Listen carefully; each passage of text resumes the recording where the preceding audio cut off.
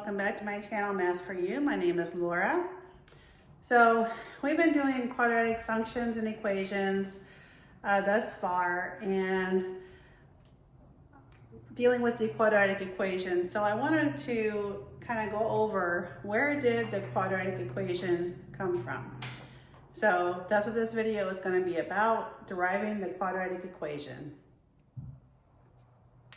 Okay, so deriving the quadratic equation. I put a little scared smiley face here because it is a bit daunting, but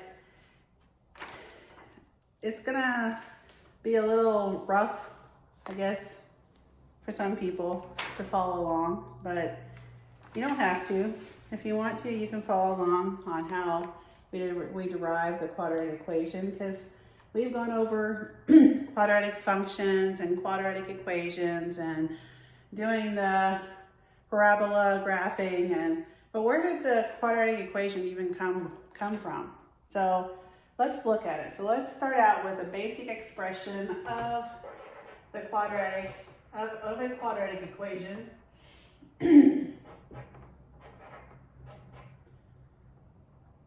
Let's see, equals 0. So or quadratic equation or quadratic formula. Let's just clarify that. We are deriving the quadratic formula. So this is a standard quadratic equation. Where did the quadratic formula come from? This is how you do it. So first of all, you know, in algebra you have to isolate the variable in order to solve for it. So we want to get rid of this coefficient on the leading term here.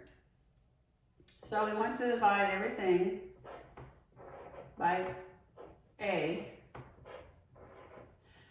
So these a's cancel out, and you're left with x squared plus b over a x plus c over a equals 0. Now we want to move this constant over to the other side. X squared plus b over a x equals negative c over a, because you subtract both sides by c over a. Now, after you do that, you want to complete the square. What does that mean? Well, if you think about it, a good example of a perfect square would be like x squared minus 9, because you could factor that into x minus 3 and x plus 3. The middle terms fall out, right? So that would be a perfect square. So in order to do that, you have to add the two middle numbers together, right? Because when you do your FOIL, you do your first, which is multiply out your outer, okay, your inners. So your outers and your inners are the ones that you add together, right? So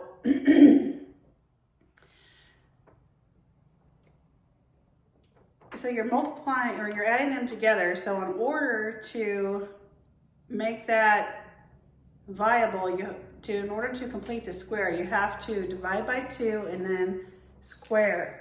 Divide the coefficient by 2 and then square it. So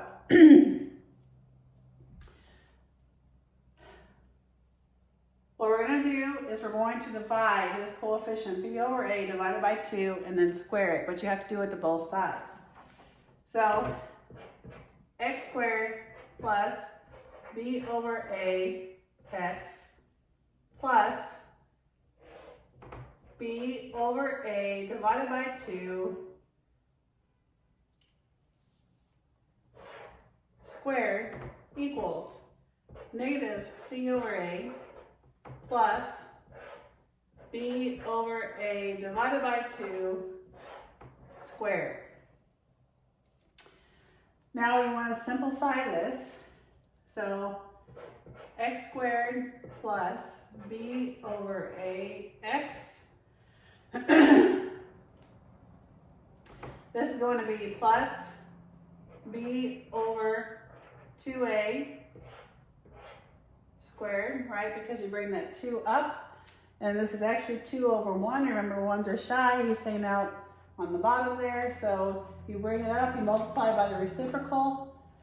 Same thing over here, minus c over a plus b over 2a squared. Now, simplify further, plus b over ax plus b squared over 4a squared equals negative c over a plus b squared over 4a squared. Following along so far. Now, this you want to simplify it into a squared term. So, a squared, so let's do it. So x plus b over 2a squared, right?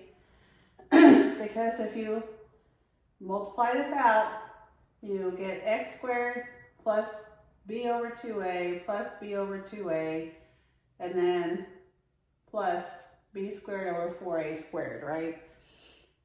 The reason why this works is because if you add these together, you're still having it, right?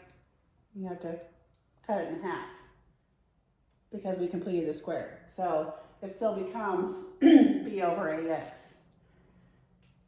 Okay, so minus c over a plus b squared over 4a squared.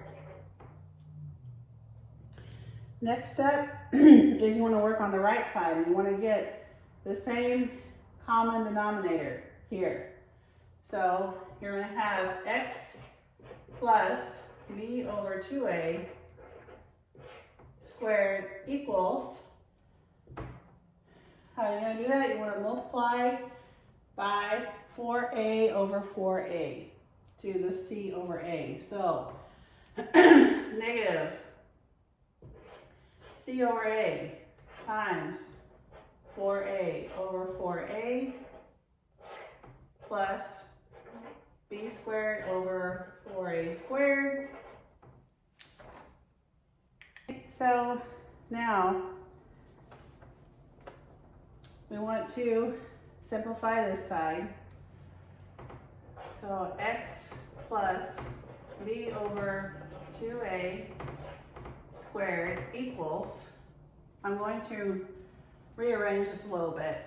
So I'm going to put the second term first, b squared over 4a squared minus 4ac over 4a squared. Oops, 4a squared. Now we have the same denominator. Now we can add these guys together. So let's do that. X plus b over 2a squared equals b squared minus 4ac all over 4a squared. Now, how do you get rid of this squared, this number 2 exponent? How do you get rid of it? You take the square root of both sides. So let's do that. So square root of x plus b over 2a squared equals plus or minus the square root of b squared minus 4ac all over 4a squared. Yes, this is not simplified yet. So we're going to say on this side, excuse me, this is going to now be x plus b over 2a equals plus or minus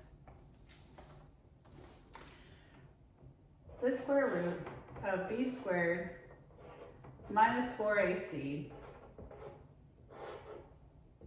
over square root of 4 is 2, square root of a squared is just a.